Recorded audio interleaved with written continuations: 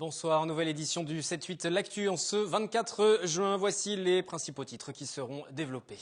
530 nouveaux professeurs des écoles vont prendre leur poste en septembre dans les Yvelines. L'accompagnement débute dès aujourd'hui avec une prise de contact à l'internat de réussite éducative de Marly-le-Roi. Nous étions présents. Seul un Français sur deux a fait savoir à son entourage s'il était pour ou contre le don d'organes. Après son décès, autre chiffre, l'an dernier seulement un peu plus de 5000 greffes réalisées sur 18 000 demandes. Journée nationale de sensibilisation ce mardi, notamment au centre hospitalier de Versailles. À la veille de l'ouverture des soldes d'été, Philippe Fleuret de l'UFC Que Choisir nous donnera quelques conseils pour éviter les arnaques et surtout les recours possibles. Les nouveaux locaux de la radio LFM à Mantes-la-Jolie incendiés ce matin. Un incendie criminel selon les premières constatations de la police. Façades et entrées ont été sévèrement endommagées. Aujourd'hui, la station implantée dans le quartier du Val-Fouret recevait la mère de l'un des militaires français tués par Mohamed Merah en mars 2012. Selon un dirigeant de la radio, l'incendie criminel n'a aucun lien avec cette invitation. Une dizaine de syndicalistes de Force ouvrière présents hier devant le siège social de ThyssenKrupp à Maurepas, société allemande de sidérurgie. Un rassemblement en soutien à Nisa Boudali. Pendant 15 ans, cette femme a travaillé en tant que femme de ménage dans ce bâtiment, une activité externalisée à une autre société basée elle aussi à Maurepas, SMAD. Elle est aujourd'hui accusée de harcèlement moral auprès d'autres femmes de ménage. Elle a été licenciée pour faute grave. Pour le syndicat Force ouvrière, il s'agit d'un moyen déguisé pour supprimer un salaire jugé trop élevé et baisser ainsi les coûts de la prestation. Contacter la société n'a pas donné suite à nos appels. Le procès au prud'homme est prévu le 16 octobre. Moi, je veux le licenciement abusif. Il est injuste. Moi, comme j'aime la vérité, je veux qu'il y ait la vérité. Et aujourd'hui, je suis en train de chercher un témoignage pour devant le prud'homme qui me donne mes droits. S'il ne me donne pas, c'est pas grave. Mais moi, je vis jusqu'au bout pour mes droits. Tout ce que je demande. Nous savons malheureusement, et nous en sommes désolés, que nous perturbons un peu la vie des salariés de cette entreprise. Mais il faut savoir que nous n'avons pas d'autre possibilité de nous faire entendre. L'objectif, ce n'est pas d'avoir de l'argent en échange d'une violation des droits, c'est de récupérer ces droits. Et vous comprenez qu'aujourd'hui, toutes les grandes entreprises sous-traitent leurs activités auprès de petites. Ces petites entreprises, pour être compétitives, comme on dit aujourd'hui, baissent leurs prix. Et pour baisser leurs prix, font pression sur le personnel, réduisent les effectifs. Et c'est bien ce qui s'est passé dans cette entreprise. Comme chaque année, l'Académie de Versailles proposait une journée d'accueil pour présenter la prochaine rentrée scolaire aux nouveaux professeurs des Yvelines. Une journée d'accueil où les nouveaux rythmes scolaires étaient forcément au cœur des discussions. Olivier Maniscalco et Patrick Jacques de Dixmude. C'est déjà la rentrée pour les futurs professeurs des écoles des Yvelines. Ce mardi, à l'internat de réussite éducative de Marly-le-Roi, près de 200 nouveaux profs ont été accueillis pour une journée d'information sur la prochaine rentrée scolaire. Une journée où ils sont renseignés sur leurs futures affectations yvelinoises, orientées vers des mutuelles ou assurances enseignantes et où des conseils leur sont prodigués pour éviter les erreurs en début de carrière. J'essaie pour ma part d'attirer leur attention sur des fondamentaux du métier, leur place particulière dans la société, la relation qu'ils doivent nouer, évidemment d'abord avec les enfants, mais avec leur famille, avec leurs collègues. On essaie de les rassurer, oui, tout simplement. Et puis de leur dire qu'on a confiance en eux, qu'ils sont maintenant avec nous pour un bon nombre d'années et qu'il n'y a pas de doute, ils sauront parfaitement faire le job. Le job, ces professeurs l'ont déjà exercé en tiers-temps durant l'année scolaire écoulée, tout en continuant d'être formés. Mais la prochaine rentrée s'annonce différente avec l'arrivée des nouveaux rythmes scolaires pour les enfants. Alors à ce propos, inquiets les futurs maîtres et maîtresses ? Une appréhension plus pour les enfants, surtout au niveau des activités qui vont leur être proposées, savoir si ça va être enrichissant pour eux, si ça va être ludique, s'ils vont pouvoir découvrir des nouvelles choses et pas juste de la garderie. Pour moi, ça va. Après, je pense que ça sera plus au niveau des parents, de comment eux, ils vont s'organiser pour aller chercher leurs enfants, surtout quand ils ont des enfants en maternelle et en élémentaire. Pour l'instant, on est vraiment dans le flou, donc on ne peut pas vraiment dire... j'aurais du mal à me positionner. On attend vraiment de voir ce que ça va donner. À la rentrée de septembre, près de 530 nouveaux professeurs des écoles exerceront dans les Yvelines. Toujours en éducation, donc les horaires pour les écoliers à la rentrée 2014, ces fameux nouveaux rythmes scolaires ont été dévoilés. L'inspection académique a validé les propositions faites par les différentes communes. Vous pouvez consulter le détail sur un site internet en place pour l'occasion, école par école. Le détail des heures de cours, mais aussi des activités périscolaires. Le contenu de ces dernières reste cependant à l'appréciation des villes. Toutes n'ont pas encore communiqué leur décision. Le dossier a en tout cas bien avancé, se félicite le directeur de l'académie. Nous avons eu un conseil départemental de l'éducation nationale vendredi soir. On a pu y présenter l'état de la situation. Il reste quelques communes sur lesquelles je n'ai pas validé d'horaire. On en est encore au stade, comme vous savez, pour ceux qui ne proposent pas d'horaire, de leur en proposer. Bon, on connaît quelques endroits où ça discute, ça débat sur les rythmes de l'an prochain. Mais dans l'ensemble, je crois tout est prêt pour la rentrée. Dernier délai pour les réfractaires, la fin de ce mois de juin. Santé, la journée nationale du don d'organes entre conférences, stands d'information, encore lâcher de ballons. En reconnaissance aux donneurs, le centre hospitalier André Mignot de Versailles s'est mobilisé pour l'occasion. Yolène Thorez et Sébastien Combe. Le centre hospitalier de Versailles se mobilise pour le don d'organes. Un geste anonyme et gratuit, encore mal connu et d'après les chiffres en France, il y aurait une véritable pénurie d'organes. En 2013, sur les 19 000 patients en attente d'une greffe, seulement 5 000 ont pu en bénéficier. De son vivant, après information et consentement libre, toute personne peut donner son rein ou, dans des cas très rares, un fragment de son foie à l'un de ses proches. Mais dans 85% des cas, les dons d'organes se font chez les patients décédés de mort encéphalique. 6 organes principaux peuvent se greffer. Le rein, le foie, le cœur, les poumons, le pancréas et les intestins. Ça, c'est les 6 organes qu'on se aujourd'hui greffer. Et se rajoute à ça des tissus. Et il y a de nombreux tissus. Il y a la peau, les cornets, les valves cardiaques, les vaisseaux. Ces organes qu'on peut également, c'est des tissus qu'on peut également prélever. Dès l'âge de 13 ans, si l'on refuse de donner, il suffit de s'inscrire sur le registre national de refus du don. Sinon, d'après la loi française, toute personne décédée non inscrite sur ce registre est considérée comme donneur potentiel. Mais en plus de la carte du donneur à valeur plutôt symbolique, il ne faut pas hésiter à faire connaître son avis à ses proches.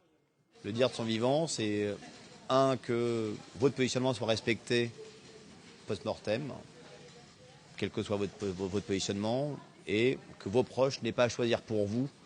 Si demain il vous arrive un accident et que vous décédez, que les proches n'aient pas à choisir pour vous si vous êtes ou non donneur d'organes, qu'eux n'aient pas cette lourde responsabilité à prendre, que ce soit beaucoup plus simple pour eux de savoir, bah oui, il était pour, il l'avait clairement exprimé, ou non, il était contre.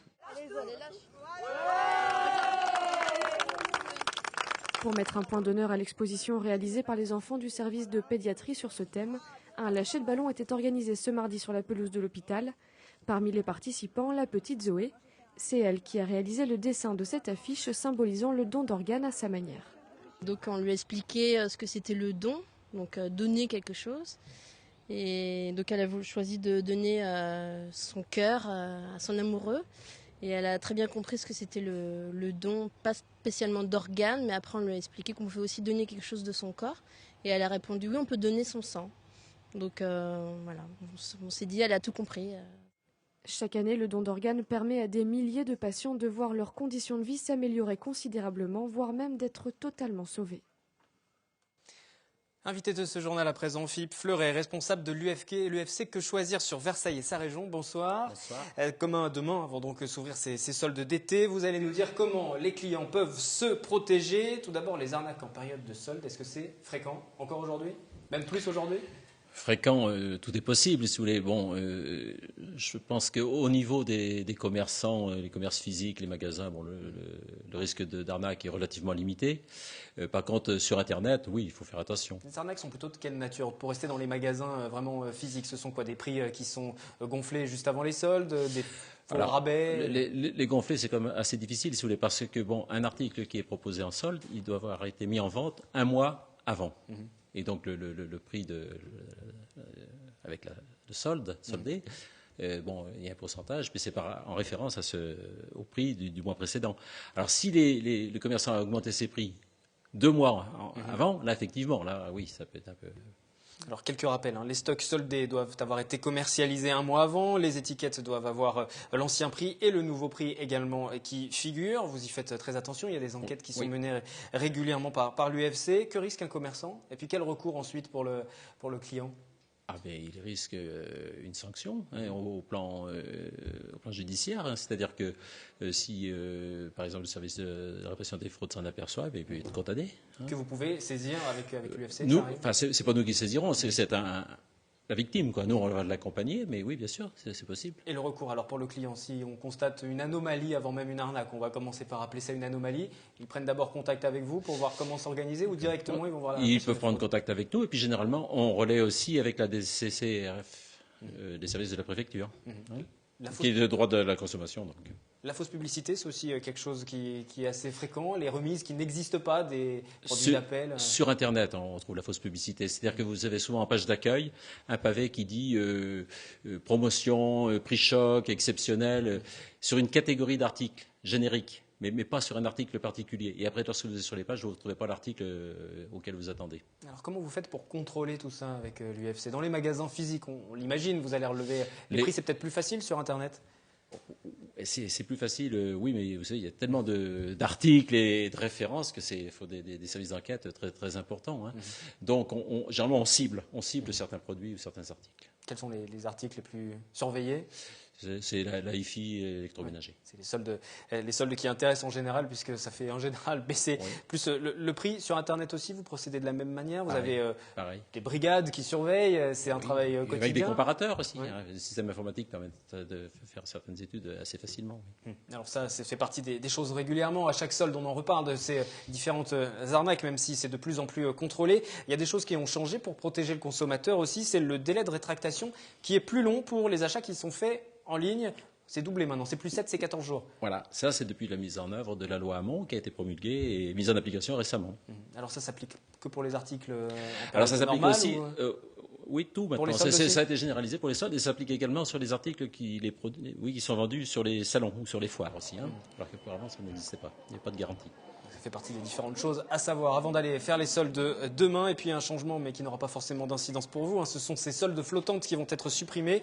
Il y avait 2 semaines maintenant qui étaient librement fixées par les commerçants. Ça ne fonctionne pas forcément. Et du coup, au 1er janvier, cela va disparaître. Il y aura donc un allongement des soldes classiques de 5 à 6 semaines, donc pour l'hiver et pour l'été. Juste pour revenir sur Internet, est-ce qu'il y a des nouveaux types d'arnaques aussi qui se développent ? Avec les ventes en ligne, oui, des sites même éphémères qui se créent avec des soldes qui n'existent pas, on rentre nos coordonnées, on les perd. Qu'est-ce qui apparaît aujourd'hui? C'est pas vraiment des soldes, si vous voulez, c'est d'attirer les internautes à travers des fenêtres où il n'y a pas toujours le produit qui se retrouve derrière, ou bien des rabais qui paraissent très importants en fait pour des tout petits prix, vous voyez, donc c'est un peu mensonger. Et ça peut être puni par la loi? C'est difficile à plaider. C'est difficile à plaider. Ouais, il faut en tout cas être vigilant lorsque vous faites vos achats. Mais avez-vous déjà été victime d'arnaques? Lors des soldes, bien sûr. C'est notre question du jour. Vos réponses. À la caisse, tu payes un peu plus cher que prévu. Donc après, il faut leur remontrer les prix pour qu'ils te rebaissent. Par exemple, tu vas acheter des chaussures, ils disent 50 € et là-bas, c'est 55. Non, je n'ai pas été victime d'arnaque. Je pense pas. Voilà, je le sais. Voilà. Non, du tout.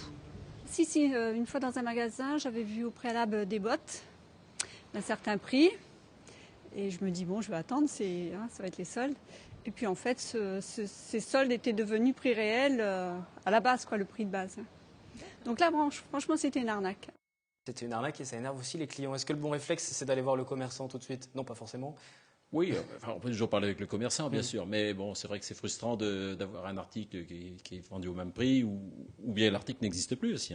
En général, les dossiers aboutissent lorsque vous êtes saisi de difficultés. Comment ça se passe? On rencontre un problème, on est victime d'une arnaque comme ces quelques personnes qui ont témoigné. Ils viennent vous voir. Ils viennent nous voir, voilà. Et donc, à ce moment-là, soit ça se règle généralement à l'amiable, soit le commerçant reconnaît l'erreur, et puis à ce moment-là, il va pouvoir proposer un autre article, ou il va donner un avoir. Enfin, généralement, il y a toujours une solution quand même. Et tous les dossiers se règlent? C'est long? Est-ce que c'est long aussi? Non, c'est assez rapide. Les commerçants évitent ensuite cette mauvaise publicité, sans doute, une fois que l'UFC. Par contre, sur Internet, c'est plus long, parce que parfois, le commerçant peut avoir disparu, et là, on ne le retrouve plus. Ça, c'est différent. Pour ceux qui voudraient vous alerter, en tout cas avoir plus de renseignements, prendre rendez-vous, il y a un service que vous avez développé sur Internet, justement, maintenant. Oui, donc je vais donner l'adresse, qui est sur notre site, ufc78rdv.org. Et donc, grâce à ce service, qui est un service service d'aide et de conseil en ligne. Donc, tous les consommateurs peuvent nous saisir. Et donc, avec l'équipe de juristes que nous avons à Versailles, donc, nous engageons à répondre sous 48 heures. Votre travail, c'est d'accompagner ou vous menez des actions collectives également? Alors, on accompagne. Jusqu'à présent, c'était des actions individuelles. Mais maintenant, vous savez que l'action de groupe est entrée en... Enfin, il reste encore quelques décrets. Et donc, très prochainement, oui, on pourra intenter des actions de groupe donc, et défendre un nombre important. Enfin, ça peut faire de 2 jusqu'à un nombre. Et ça va changer la donne? Ça donnera plus de pouvoir aux consommateurs aussi? Bien sûr que ça donnera plus de pouvoir. Bien sûr. Bien sûr, parce que, en fait, je pense qu'on l'utilisera peut-être pas beaucoup, mais ça va créer une véritable dissuasion, si vous voulez, vis-à-vis des commerçants. Voilà pour ces quelques renseignements pour les clients, mais rassurez-vous, il n'y a pas que des arnaques non plus pendant ces soldes. Merci d'être venu Philippe Fleuret. Juste pour terminer, un tout autre sujet, puisque l'UFC Que Choisir va intégrer les comités d'usagers de l'hôpital de Trappes. L'association fait aussi partie du comité des usagers de l'hôpital Mignot. Ça sert à quoi ce comité ? C'est des comités qui permettent aux usagers, alors pour les hôpitaux on ne parle pas de consommateurs, on parle d'usagers, de défendre leurs droits et donc de mieux les informer, c'est-à-dire que des droits par exemple au niveau de l'attente, des délais, de la qualité de prestation, du conseil, voilà, toutes ces choses-là, donc on intervient pour faire valoir le droit des usagers. Vous en êtes servi déjà de ce pouvoir? Bien sûr. Alors, ce sont des actions locales qui se font en concertation avec l'établissement de l'hôpital et ses responsables, et donc qui permettent d'avancer, d'amener des petits progrès, par exemple, sur la prise en charge des malades, par exemple. Ils peuvent se plaindre là aussi si vous avez des plaintes, des difficultés que vous rencontrez. L'UFC Que Choisir peut vous assister. Merci encore Philippe. Merci à vous. Le faux architecte yvelinois devant la justice hier à Versailles, Philippe Leblanc, 59 ans, réalisé pendant 30 ans, immeuble, école et même la polyclinique de Mantes-la-Jolie, sans aucun diplôme. Démasqué par l'un de ses clients, le procureur a finalement requis lundi 3 ans de prison, dont 2 avec sursis, délibéré fixé au 1er septembre. Sport à présent, le club des Archers de Guyancourt a organisé son traditionnel tir du roi ce week-end. Un tir comme à l'époque, il s'agissait de viser une cible de la taille d'une balle de ping-pong. Nous avons suivi 2 jeunes archers dans cette compétition. De la concentration pour Tao. Le jeune archer n'a que 9 ans et demi, mais il a déjà compris que la pratique du tir à l'arc mêlait forcément précision et maîtrise de soi. Et cela a fonctionné sur le pas de tir du gymnase des droits de l'homme à Guyancourt. En ce premier jour de l'été, il est devenu le roi de sa catégorie. Je viens de tirer sur l'oiseau, donc je suis roi des poussins pendant 1 an. C'est la classe? Ouais. Ça représente quoi?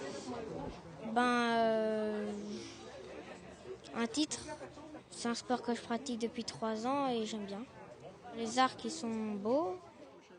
Le tir du roi est une compétition traditionnelle qui se déroule tous les ans et fait référence à l'époque des chevaliers. Il s'agit d'abattre une cible de la taille d'une balle de ping-pong à une distance de 50 mètres pour les meilleurs, de 10 à 30 mètres pour les débutants et les plus jeunes, avec un ordre de passage très hiérarchisé. Donc on va voir l'empereur, le roi, les chevaliers, après les archers dont je fais partie par exemple, et après les aspirants, donc toutes les personnes qui sont dans le club mais qui n'ont pas encore d'ordre hiérarchique, on va dire. L'objectif, c'est d'être le premier à toucher l'oiseau.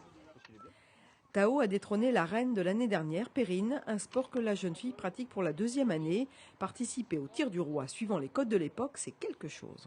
Le tir à l'arc est un art ou un sport qui est très ancien, donc je me dis que je fais partie d'une communauté très ancienne et ça... Je sais pas vraiment comment le dire, mais c'est émouvant. Le tir à l'arc, c'est la concentration, la collectivité aussi. Puis c'est une communauté quand même plaisante pour moi. Le club des archers de Guyancourt compte 110 adhérents. Ce samedi, pour le tir du roi, environ 70 avaient fait le déplacement. Espace Rambouillet fête ses 20 ans et offre à ses visiteurs de nouvelles animations pour l'occasion, notamment des lectures de contes et légendes. Mathilde Capberne et Patrick Jacques de Dixmude. C'est un bébé serpent. Dans la forêt de Rambouillet, il n'est pas rare de croiser des personnages mystérieux ou des animaux cocasses. Et le serpent dit « J'accepte ». à partir du moment où tu me portes sur le dos, si tu acceptes de me porter sur le dos tout le temps, je viendrai vivre avec toi. Pour les 20 ans de l'espace Rambouillet, un conteur dévoile l'intimité des lieux dans un univers magique. Et le roi lui dit, quand on parle au roi, on doit être plus bas que le roi. Moi, je crois qu'il faut croire qu'une histoire a un côté vrai. Et ainsi, ça donne de l'importance à la raconter. Et donc, parce qu'il y a maintes façons de raconter une histoire, mais il faut y croire. Et puis, il est redescendu. Alors, mon oncle, dit le corbeau, il était tout triste parce qu'il voulait avoir des petits corbeaux. Comme vos parents, on était contents de vous avoir, vous. Les contes racontés par Steven interrogent sur le rapport entre animaux et êtres humains. Sa particularité est faire intervenir le public, un moment de détente pour les petits comme pour les grands. C'était très bien. J'ai bien aimé ce conte. J'étais le poisson et puis j'ai suivi le héron, il m'a porté, il a volé, il m'a posé dans l'autre étang et puis il m'a mangé. Et tu entends souvent des contes, t'aimes bien les contes comme ça? Beaucoup. Moi aussi, je l'ai bien aimé comme ma fille. Oui. Donc, nous, on écoute un peu souvent les contes. Elles ont beaucoup de livres sur les contes Andersen, contes Grimm, tout ça. Donc, c'était assez sympa. Je trouve que c'est bien d'avoir des contes pour enfants. C'est important pour l'entretien de leur imagination. Steven continue à narrer les dimanches 6 juillet et 10 août. Toutes les histoires ont un jour une fin. Et si moi, je veux raconter encore une histoire, ça en ferait trop aussi. On va s'arrêter là. Merci de nous avoir suivis sur TV Fil 78, prochaine édition du 7-8. L'actu demain, même heure. Ce journal est à retrouver en intégralité sur notre site internet grâce au replay. Excellente soirée.